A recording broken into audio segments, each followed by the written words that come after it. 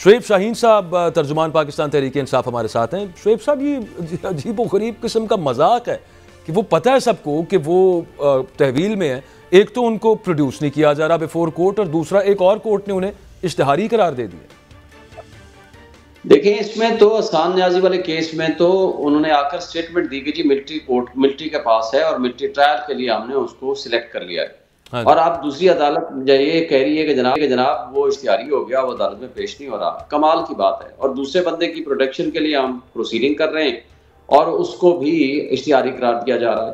तो ये मजाक तो पिछले कई अरसे से चल रहा है, 1.5 साल से। लेकिन 9 मई के बाद तो जो जिस तरह के मजाक चल रहे हैं, मैं समझता हूँ कि ये पाकिस्तान की तारीख में हमने माशाल्लाह के ज़माने में भी नहीं देखे। ऐसा कभी नहीं होता कि आप लोगों को अदालत की बजाय जाकर के मीडिया हाउसेज में जाकर पेश कर दो, और मीडिया हाउसेज वाले जनाब बड़े खुशी से और बड़े स्टाइल में जाकर के उनके प्रेस टॉक्स करें और उसके बाद फिर गायब कर दिया जाए। सिमिलरली सदाकत अब्बासी को कल पेश किया गया और सदाकत अब्बासी की वीडियो बनाई गई और 5 मिनट के अंदर अंदर उसको मीडिया में हाईलाइट किया गया और कुछ देर के बाद फिर वापस ले जाया गया। फैमिली से मिलवाया गया, वहां पे वीडियो बनाई गई और उसके बाद वापस ले जाया गया। अब बात यह है कि आखिर कौन लोग थे इस्लामाबाद में। आईजी इस्लामाबाद से पूछा जाए, रियासती इदारों से पूछा जाए, वजीर आजम वजीर दाखिला से पूछा जाए कि भाई आखिर इस मुल्क में कोई कानून लॉ है कि नहीं है, क्या आइन है कि नहीं है, क्या बुनियादी हुकूक किसी के हैं कि नहीं है। अगर किसी ने जुर्म किया है तो उसको अदालत में पेश करें, कानून के मुताबिक उसको सजा दें, कानून के मुताबिक प्रोसीड करें। अगर किसी ने जुर्म नहीं किया और आप इस तरह लेकर के उनको घूम रहे हैं, और मुबैना तौर पर पता चला कि परसों भी उनको किसी चैनल पे ले जाया गया, वहाँ उसका प्रोग्राम कराया गया, उसके बारे में भी कोई तस्दीक या तरदीद नहीं आई। तरदीद नहीं आई तो इसका मतलब है तस्दीक तो सबूत की जाएगी। तो इस तरीके से आप देखिए, फरूख हबीब के साथ रिश्तेदार जो उठाए थे उन सबको अदालत में 3 दिन बाद पेश कर दिया गया। आज तक उसका नहीं पता कि वो कहाँ है। इसी तरह अगर आप देखें वो जो जिस दिन कोर्ट ने पूछना था उस दिन तो वो जज साहब भी छुट्टी पे चले गए ना शुएब साहब जी। ये भी कमाल की बात है कि जज साहब छुट्टी पे चले गए, तो वेरी नेक्स्ट डे फिर डेट हो जानी चाहिए थी। तो ये सारा कंप्रोमाइज अगर जजेस होंगे, कंप्रोमाइज अगर हमारा सारा सिस्टम होगा और इस तरह बुनियादी हुकूक मुअत्तल किए जाएंगे, जिसको चाहो उठा लो, जिसको चाहो छोड़ दो, जिसको चाहो मतलब प्रेस कॉन्फ्रेंस पहले कराते थे और उसके बाद उनको बरी कर दिया जाता था। आज जो है उनको ले लेके घूम रहे हैं, उनको सुल्तानी गवाह बनाया जा रहा है, उनसे जोर जबरदस्ती और बर्बरियत के जरिए उनसे स्टेटमेंट्स लेके जा रही हैं।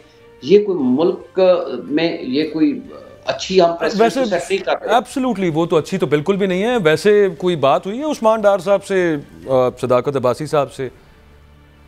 नहीं, मेरी तो बात नहीं हुई, दोनों से ही नहीं हुई। कोर कमेटी में से किसी की हुई है? मेरी बात नहीं हुई इस मौजू पे, चूंकि कल ही का ये वाकया है सदाकत अब्बासी का आना। उसके बाद से किसी से भी बात मेरी जाती तौर पर या कोर कमेटी के किसी शख्स से बात नहीं हुई कि उनकी उनसे बात हुई है या नहीं हुई। मेरा नहीं ख्याल कि उनको इतनी परमिशन होगी कि वो किसी से बात कर सकें। बहरहाल अगर कोई राब्ता होता है तो वी शुड इन्फॉर्म यू। लेकिन मेरा नहीं ख्याल कि वो अभी भी आज़ाद हैं। मेरा नहीं ख्याल कि उनको इस तरह की आज़ादी हासिल है। मेरा नहीं ख्याल कि वो पब्लिकली वो आ सकते हैं, लोगों को फेस कर सकते हैं या बैठ सकते हैं, क्योंकि अभी भी वो प्रैक्टिकली कस्टडी में है। मैंने सदाकत का बताया ना कि उनको उसी वक्त फिर वापस ले गए। लेकिन अब बात यह है कि वो कौन लोग हैं कि जिनकी कस्टडी में आज तक रहा। आखिर वो इस्लामाबाद में वापस आया है तो इस्लामाबाद की क्रिमिनल मशीनरी को फौरी तौर पर मोशन में आ जाना चाहिए था कि जनाब आप बताएं, 164 की स्टेटमेंट दें, आए हमें आप बताएं कि कौन तुम्हें अगवा करके ले गए थे, किन की कस्टडी में तुम 1 महीना रहे हो, इस मुल्क में जो कुछ हो रहा है। तो मुझे बताएं कि पुलिस भी खामोश, रियासती इदारे भी खामोश, मीडिया भी खामोश। तो ये फिर खामोशी क्या कि यहाँ हर बंदा खामोश है। शुएब शाहीन साहब, यहाँ पे कल पाकिस्तान में 16 महीने वजीर आजम रहने वाले शहबाज शरीफ, जिनके दौर के अंदर इमरान रियाज खान लापता हुए वापस आए, वो कल प्रेस कॉन्फ्रेंस में उनसे पूछा गया, उनको तो वो नहीं पता। वो कहते हैं, वो पूछा उन्होंने साथ कि यार हमारे दौरे हुकूमत में गायब हुए थे। जाहिर है कि वो गलत बयानी से काम ले रहे थे, लेकिन वो जिस तरह आंखें मूंद के बैठे हैं उसी तरह से बाकी सिस्टम भी आंखें बंद करके बैठा हुआ है। एक चीज़ सर, निगरान हुकूमत ने, पंजाब की निगरान हुकूमत ने जेलों में ट्रायल करने का फैसला कर लिया है उन लोगों का। मतलब 14 के करीब लोग हैं पाकिस्तान तहरीक इंसाफ से ताल्लुक़ रखने वाले, जो कि 9 मई के वाक़यात में मुलव्वस हैं। वो कहते हैं कि इनको अदालत लाना एक सिक्योरिटी रिस्क है, जज चले जाएं जेल, वो ज़्यादा बेहतर रहेगा। मसला क्या है? मसला ये है कि ये ओपन ट्रायल कराना नहीं चाहते। पहले जजेस को ये कंप्रोमाइज़ करते हैं, सिलेक्ट करते हैं कि कौन सा जज है जो इनके साथ चल सकता है। जो कंप्रोमाइज्ड हो और जो इनकी ख्वाहिशात के मुताबिक चले, और उसके बाद फिर जेल ट्रायल करने का मकसद सिर्फ ये है, जिस तरह इमरान खान के खिलाफ भी कर रहे हैं, मकसद सिर्फ ये है कि वहाँ बिल्डोज करना है जस्टिस सिस्टम को, वहाँ अपनी मर्जी से बयानात लिखने हैं, अपनी मर्जी से गवाहों के बयानात लिखने हैं, जिरा नहीं लिखनी, और उसके साथ साथ फिर न सिर्फ ये तरीका वारदात करना है, फिर अपनी मर्जी से ताकि पब्लिक ना देख सके। ये है असल इनके करतूत। बात ये है कि ये तो बहुत बड़ा जुल्म होगा। मैं समझता हूँ कि अगर आपने पूरा जस्टिस सिस्टम को डिस्क्रेडिट कर दिया, आपने डेमोक्रेसी को पहले ही डिस्क्रेडिट कर दिया, इदारे पहले ही डिस्क्रेडिट हो चुके हैं, और अगर जस्टिस सिस्टम भी ख़त्म हो गया तो मुल्क में इंतशार, अनारकी और बदतरीन किस्म की जो अफरा तफरी है, इसके बाद उसके नताइज न मुल्क के लिए अच्छे हैं, न 25 करोड़ आवाम के लिए अच्छे हैं, न हमारे इदारों के लिए अच्छे हैं, न इस मुल्क की बका के लिए अच्छे हैं।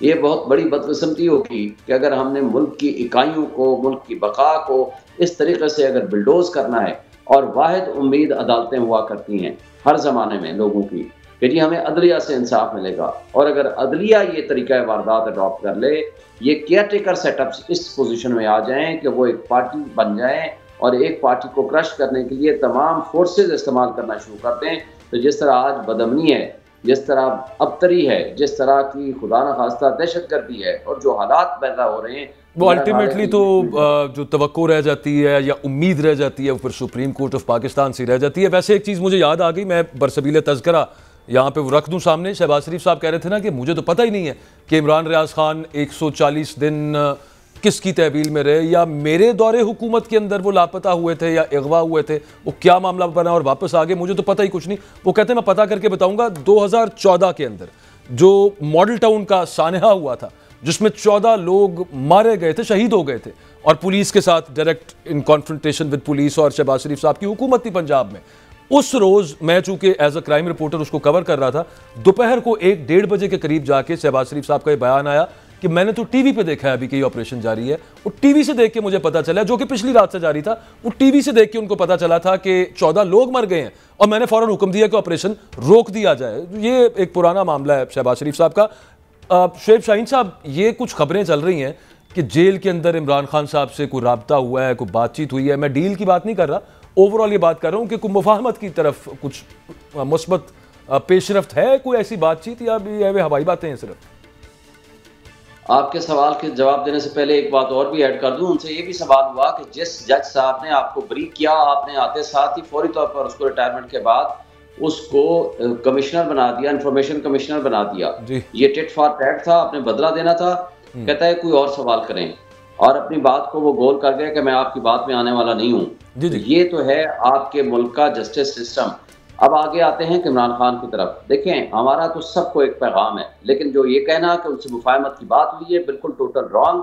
अगर ये मुफाहमत की बातें होती हैं तो मुझे बताएं कि किस तरह सदाकत अब्बासी के साथ हो रहा है, किस तरह उस्मान डार के साथ हो रहा है, शेख रशीद के साथ हो रहा है, या आप फरूख हबीब के साथ। इन सब को छोड़ दें, यानी केपीके में जिसने भी वो तो खान साहब नहीं ना मान रहे शुएब साहब, वो खान साहब मान जाए तो जो भी मनवाना चाहे तो बाकी सारा भी ठीक हो जाए। मैं भी मनवा देता हूँ। वो कहते हैं आइन और कानून के मुताबिक चलो, वो कहते हैं फ्री एंड फेयर इलेक्शन कराओ, वो ये कहते हैं कि इस मुल्क की बका इसमें है कि इस मुल्क की आवाम को फैसला करने दें कि किसको हुकूमत में आना है और किसको नहीं आना। ये वो मानने को तैयार है। उसके अलावा कोई गैर आईनी बात आप कहेंगे तो वो नहीं मानेंगे। अगर आप कहेंगे मुल्क छोड़ के चले जाएं, नहीं मानेंगे। बिल्कुल, मैं एग्जैक्टली इसी बात पे आ रहा था। वो ये बात साइड पे कर देते हैं, लेकिन वो जो आपने बात की कि वो आप कहेंगे मुल्क छोड़ के चले जाएं, या गैर आईनी बात हो जाए, या कोई डील कर लें। मुलाकात हुई है, मैं ये पूछ रहा था आपसे, कोई मिलने आया है? किसी किस्म की कोई मुलाकात नहीं है, किसी किस्म की कोई बातचीत नहीं है, किसी किस्म का कोई राब्ता किसी से नहीं है। लेकिन हम ये एक बात कहते हैं कि इस मुल्क पे तर्क करें, इस 25 करोड़ आवाम पे रहम करें। एक शख्स की दुश्मनी में जो कि 70% आज पब्लिक उनके साथ खड़ी है, पॉपुलैरिटी है उनकी, एक शख्स की दुश्मनी में आपने 25 अच्छा, बड़ा ब्रीफली शुएब साहब, लास्ट चीज एक्चुअली टाइम कम है, आपका पॉइंट आ गया। ये जो मोहम्मद अली दुरानी साहब कर रहे हैं, गो बिटवीन का किरदार अदा कर रहे हैं, इस पे पार्टी मौक़िफ़ क्या है? देखिए, ना तो उनको कोर कमेटी ने ऑथराइज किया है, ना ही उनको इमरान खान ने ऑथराइज किया है। अपने तई कोई बंदा कहता है कि जी मैं कोशिश करता हूं तो वो करें। ना हमने उनको डिस्करेज किया है, ना हमने उनको अपने तई कहता है तो ठीक है, क्लियर हो गया, पॉइंट आपका आ गया।